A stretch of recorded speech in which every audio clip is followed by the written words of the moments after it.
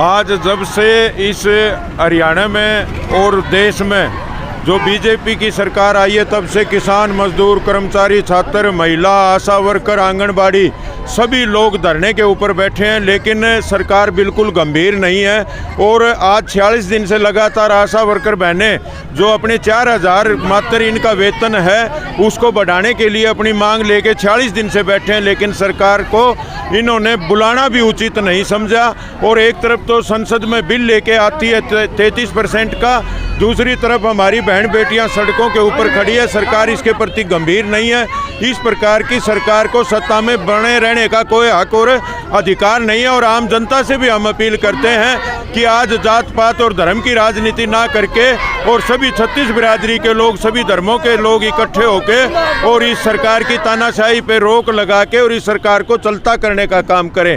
और सरकार जल्दी से जल्दी जो हरियाणा प्रदेश की सरकार है, संगठन को बुला के, आशा वर्कर को बुला के इनका जो मानदेय है उसको बढ़ाने का काम करेगी। तो अब आपकी तबीयत कैसी? ठीक है जी। क्या हो गया था? चक्कर आ गया जी। चक्कर आ गया। हाँ जी। तो कौन से गांव से हो आप? मैं राउतखेड़ा से। अभी ठीक हो? तो आशा वर्कर हैं जो लगातार इन आंदोलनों में बीमार हो रही हैं, अलग अलग आशा वर्कर बीमार हो जाती हैं। ये हमको बता रहे हैं कि मानव श्रृंखला जो बनाई थी तो ये फिर बीमार हो गई थी। देख लो, ये सरकार के बेटी बचाओ बेटी पढ़ाओ का नारा देते हैं। ये हमारी बेटियां नहीं है, हमारी बहनें नहीं है क्या?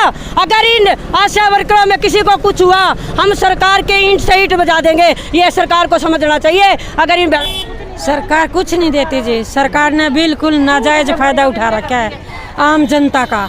आम जनता को लड़ा कर मार रही है। ठीक है सर। और नीरव मोदी जैसे हैं, ये जो पूंजीपति लोग हैं, ये खा खा के डकार भी नहीं करते हैं और आम लोगों की मर है, गरीब लोगों की। हमारी जैसी औरतें 4-4 हज़ार में काम कर रही है। आज 4 हज़ार में एक सिलेंडर, एक बिजली का बिल भी पूरा नहीं होता। बताओ सर, होता है क्या?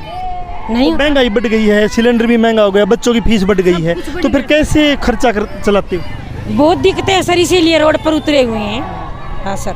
तो आपके गांव में जो मंत्री जाता है, कोई विधायक जाता है जन संवाद करने के लिए, तो उनको आप पूछते नहीं? पूछते तो सर है, हाथ जोड़ते हैं, ऐसे करेंगे, वो करेंगे, ये करेंगे, नए नए वादे कर देते हैं। वादे करने के बाद फिर अगर किसी के गेट पर जाए मिलने तो बड़े बड़े कुत्ते, बड़े बड़े अधिकारी आगे खड़े होते हैं। साहब नहीं है, साहब बाहर गए, अंदर तक एंट्री नहीं होती सर। हम तो ऐसे लोग, हाँ, वोट दिए और फिर हम घर से बाहर वोट ले लेते हैं और फिर वोट ले लेते घर के आगे कुत्ते खड़े मिलते हैं। कुत्ते खड़े मिलते हैं और साहब तो बाहर चंडीगढ़ गया, ये गया, वो गया, हमें एंट्री नहीं करने देते सर। हाँ जी। तो आप क्या कहना चाहोगे? मतलब वोट ले लेते हैं और कुत्ते खड़े मिलते हैं। अगली बार हम इसको लाते ही नहीं। हरियाणा में तो बिल्कुल ही लाते। अगली बार फिर कोई बुढ़ा के वोट ले लेगा? नहीं, अब की बार तो बहुत सियाने हो गए हम। 28 अगस्त से हम धरने पे बैठे हैं। आज हम 47 दिन हो गए, हमारी कोई सुनवाई करने के लिए नहीं आता। कोई सुनवाई नहीं कर रहा? नहीं, कोई सुनवाई नहीं कर रहा। जब आप हड़ताल पे आते हो तो गाँव के लोग क्या कहते हैं? गाँव के लोग कहते हैं लड़ो, हम तुम्हारे साथ है। साथ है गाँव के लोग? तो गांव के लोग भी साथ है। लघु सचिवालय हिसार के सामने से हम रिपोर्ट कर रहे हैं। लघु सचिवालय हिसार के सामने आशा वर्करों की हड़ताल जो लगातार 46 दिन से चली हुई थी, आज मानव श्रृंखला महिलाओं ने बनाई है। और मानव श्रृंखला बनाते हुए लघु सचिवालय से लेकर फुहारा चौक की तरफ तक 1 किलोमीटर की मानव श्रृंखला इन्होंने बनाई है। और मानव श्रृंखला बना के आम जनता से इन्होंने अपील की। जनता की अदालत में एक बार फिर ये हाजिर हुई है, तो आम जनता को भी देखना चाहिए कि कैसे इनकी मांगों पे जो सरकार की चुप्पी है, उस चुप्पी को तोड़ना ही होगा। लोग इस पे दबाव बनाएं तो कहीं ना कहीं बेहतर होगा।